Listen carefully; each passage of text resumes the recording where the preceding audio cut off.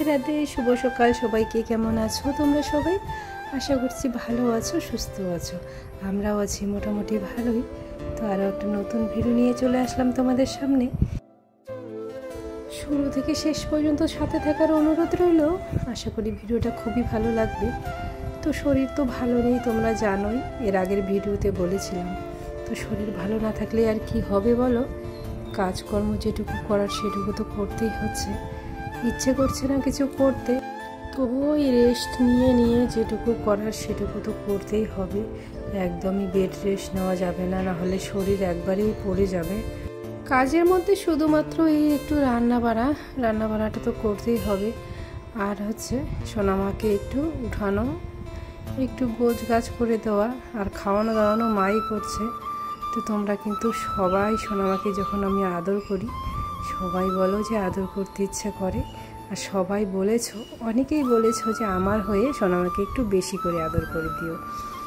তো দেখো, তোমাদের সবার হয়ে এক এক করে আমি সোনামাকে একটু বেশি করে আদর করে দিচ্ছি। আর এই আদরটা হয়তো আর বেশি দিন করতে পারবো না, তোমরা তো জানোই, একদম লাস্ট স্টেজে এসে গেছি আমি। আর একটা দিন মাত্র ডাক্তারের কাছে যাব, তারপরে ডেট দিয়ে দিবে। শরীরের অবস্থা খুবই খারাপ আমার।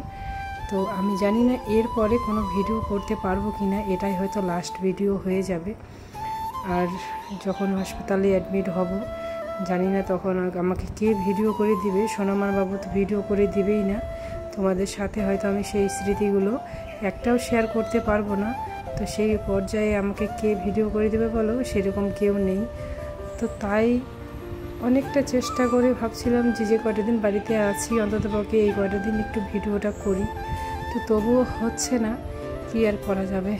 তোমরা দূর থেকে আমাকে কতটা সাহস দিচ্ছ, কতটা সাথ দিচ্ছ। তোমরা সবসময় সাহস জুগিয়ে যাচ্ছ যে কিছু হবে না, সব ঠিক হবে। বাংলাদেশ থেকে সাদিক ইসলাম আইডি থেকে রিনা দিদিভাই আমাকে কমেন্ট করেছিল। রিনা দিদিভাইয়েরও সোনামার মতো একটা বাচ্চা আছে, মেয়ে বাচ্চা বড়। তারপরে দিদিভাই দ্বিতীয় বাচ্চা যখন নিয়েছিল, তখন দিদিভাইয়ের এরকম হয়েছিল, খুব চিন্তা হয়েছিল। আমাকে সেটা সম্পূর্ণ শেয়ার করেছে।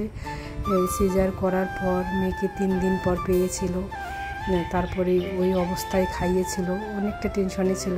তো দিদিভাই আমাকে বলেছে, আমি যখন পেরেছি তুমিও পারবে। তো দেখো কতটা সাহস জুগিয়ে যাচ্ছে সবাই আমাকে।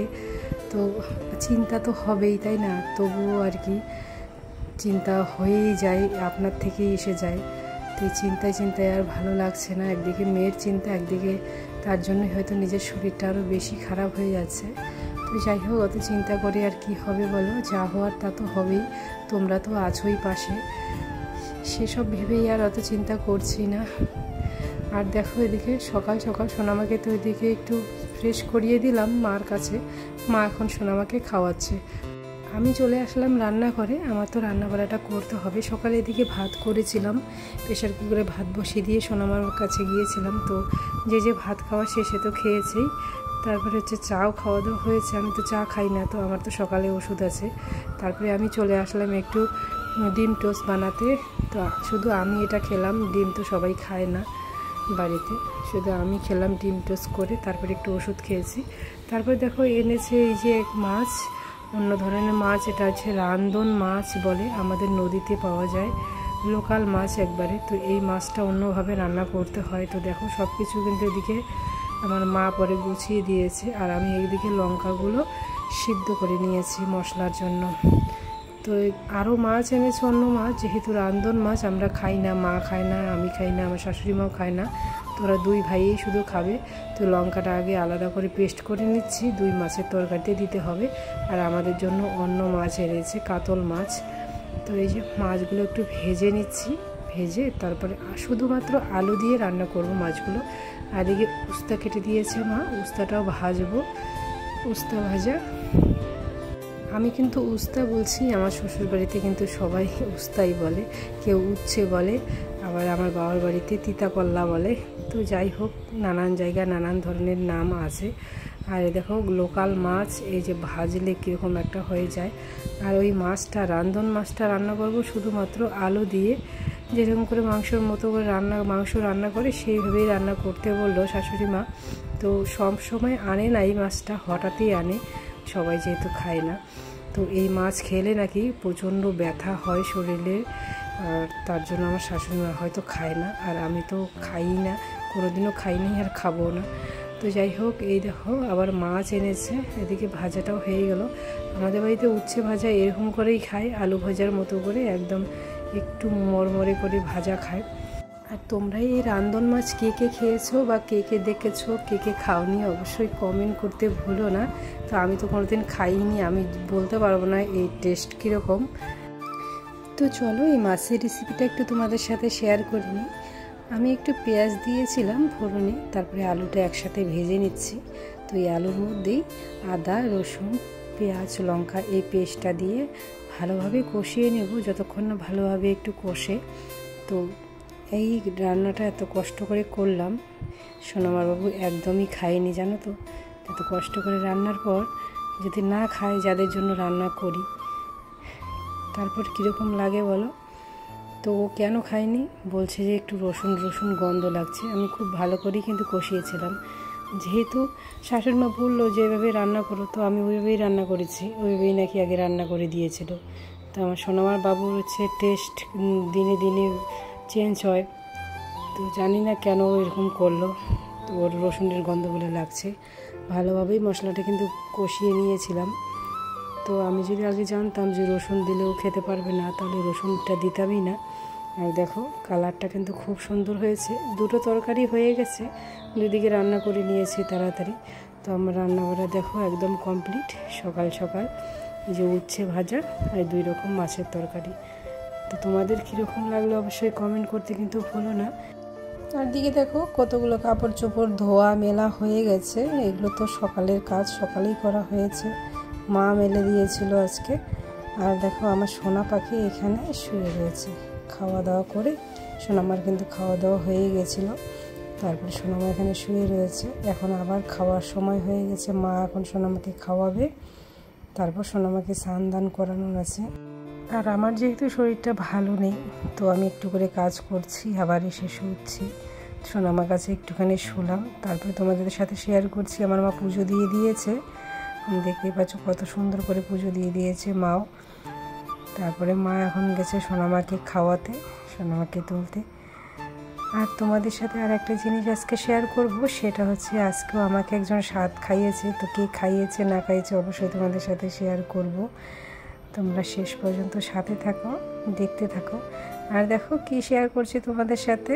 এর আগে তোমরা দেখেছিলে, প্রায় মনে হয় 1 মাস আগে মাকে বলেছিলাম যে চিড়ের ধান দিতে, মা দিয়েছিল। তো সেই চিড়েগুলো অনেককেই দিয়ে খাওয়া হয়েছে। তো মামিকে দিয়েছি, আমার যাকে দিয়েছি, তারপরে দিদিকে দিয়েছি, অল্প অল্প করে দিয়েছি। তো সেইগুলো শেষ হয়ে গেছে, খাওয়া দাওয়া হয়েছে।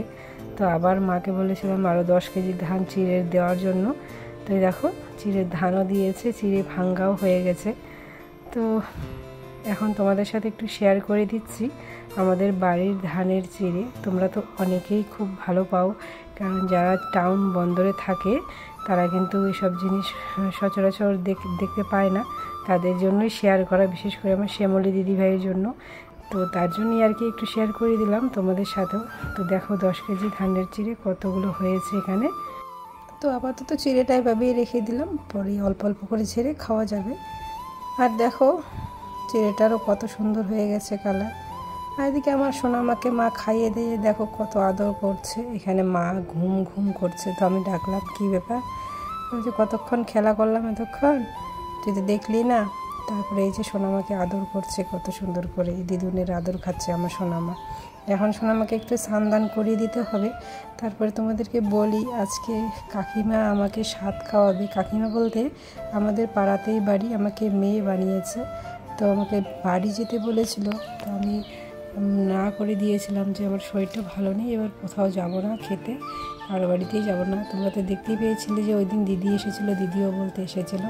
তো কাকিমা কী করেছে, ওই দিন রাত্রে এসেছিল, বলে যে তাহলে আমি একটু রান্না করে তোকে খাইয়ে যাবো বাড়িতে, তোর যেতে হবে না। তো দেখো কত কিছু রান্না করে এনেছে। তো ওই দিন রাত্রে এসেছিলো আমাকে বলতে, তো আমি বারবার বারণ করেছিলাম লাগবে না, থাক। তো কাকিমা তবুও বলছে যে না খাওয়াবো। তারপরে আমাকে জিজ্ঞাসা করলো যে কী খাবি বল। তো তো আমাদের বাড়িতে তো জানোই যে প্রতিটা দিন প্রায় মাছ মাংস রান্না করছি, আর এইসবের প্রতি আর কোনো রুচিই নেই। তো কাকিমাকে আমি বলেছিলাম পাতলা করে একটু ডাল, একটু মাছের মাথা দিয়ে কচু শাক করবে, কালো কচু শাক, আর একটু ভেটকি মাছ আনতে বলো, কারণ ভেটকি মাছ আমার খুবই প্রিয়। আর আমাদের বাড়িতে কিন্তু ভেটকি মাছ সোনামার বাবু খায় না, কেউ পছন্দ করে না তেমন, তার জন্যই আর কি খাওয়া হয় না অতটা। তো আমি অনেক দিন থেকে ভেটকি মাছ খাই না, তার জন্য কাকিমাকে বললাম তাহলে কাকুকে বলবে ভেটকি মাছ আনতে। তো দেখো এই যে কচু শাকটা এতটাই টেস্ট হয়েছিল। কচু শাক তো যেমন করে রান্না করে দাও না কেন আমার খুবই প্রিয়।